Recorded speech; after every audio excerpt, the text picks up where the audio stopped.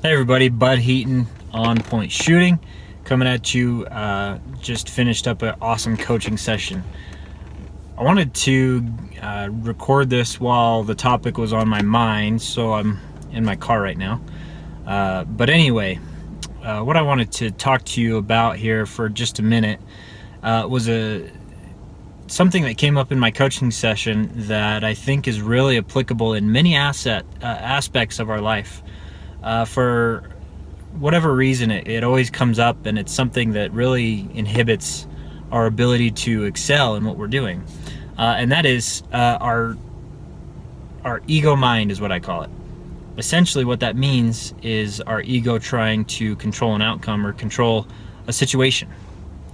So for example, in the game of Sporting Clays, the name of the game is being able to repeat hitting a target over and over and over, more than just one time. So you shoot a pair, then you have to hit that pair again and again and again, anywhere from 2 to 5 times, just depending. Typically what happens is we go up to a station, shoot the pair, do really well, hit both the targets, or something happens that goes well, and all of a sudden we go into that next pair, and in our mind we start thinking, oh, well, I did this and this and this, and we count out the different things that we did and go step by step by step until we have kind of what we think is the formula for hitting that target or hitting that pair. What ends up happening at that point is we're trying to control the situation. We're trying to control the outcome on that next pair. When we do that, we severely limit our ability to perform subconsciously. I called this the ego mind when we try to control the scenario, the situation. When we're performing subconsciously, I call that the talent.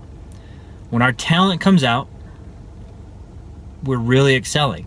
And what that really comes down to is our ability to let the subconscious flow, let everything come out, and just act as if, this is just normal. No pressure, no trying to force anything that happens. So when we go from the first pair to the second pair and our ego mind tries to kick in and control the situation, we have to be able to calm ourselves down, bring ourselves back down, and let the subconscious excel, let the talent come out. All of your talents and abilities really live subconsciously. You may have learned them through a conscious effort, but at the end of the day, once you've gotten to a certain point or skill level, it's really all about the subconscious. It's really all about the talent. Knowing how to do that is really the trick, because we're all different. We have different ways of thinking, different experiences, different things in our lives that have led us to these specific points in our life. And so there's ways of getting there. There's a lot of books and research and science about the elusive zone or flow, whatever you want to call it. Essentially, it's just performance. If we want to perform to our best abilities, we have to be able to tap into the subconscious mind and allow it to flow. Let it come out. Tap into our talent and let it excel. We do that by, number one, suppressing the conscious mind and allowing ourselves to stay focused and intense, but still be able to execute our mechanics subconsciously or through our talent. The other side of that is simply that when the ego mind comes out and we're struggling to calm it down, that's a skill set. You have to build that skill set, just like you had to learn how to shoot a shotgun or pistol or rifle, or you had to learn how to deal with stress at work, or you had to learn all those different things in life that we encounter. Dealing with the ego mind is a skill, and it's something that can be learned, but it takes time, effort, and energy. And like I said, there's not really one way of doing it. Everybody's different. Everybody has vastly different mindsets, thought processes. And so, when I'm working with a client, the easiest way that I can help somebody really tap into that subconscious mind is, number one, occupy the conscious mind, occupy the ego, focus down on the process. Instead of being results oriented, which is the ego mind is completely result oriented. It doesn't care about how it gets there. It just wants that X on a scorecard or whatever that result might be.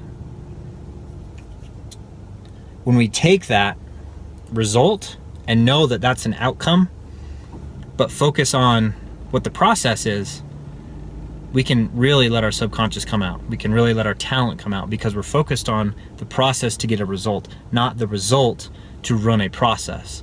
And a lot of times we go through the result to get the process, and that's really backwards. We have to go process focused to get to that result. So suppressing the ego mind, focusing your conscious mind on something that is process oriented, and really just relaxing, letting the stress of whatever that outcome might be really just go away and melt away so that you can just accomplish what you need to accomplish. So I hope this video has been helpful to you. If you have questions or want to learn more about this, it's a topic that I'm passionate about and really love talking about and discussing. There's a lot of research out there, and I think you got to figure out what's going to work for you. And so if you need help with that, let me know. You can email me at coaching@budheaton.com. I'd be happy to see what I can do for you. Look online. Google is a great resource. There's a lot of stuff there. There's plenty of different things avenues that you can go down to learn this stuff.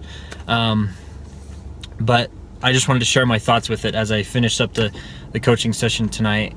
It was really cool. Got a lot of progress with my clients. They went from really struggling or moving too much, and we just simplified things down. And the mind game is something that can be talked about for a really long time. And mastering your mindset is really going to be a big key to unlocking success in any area of your life.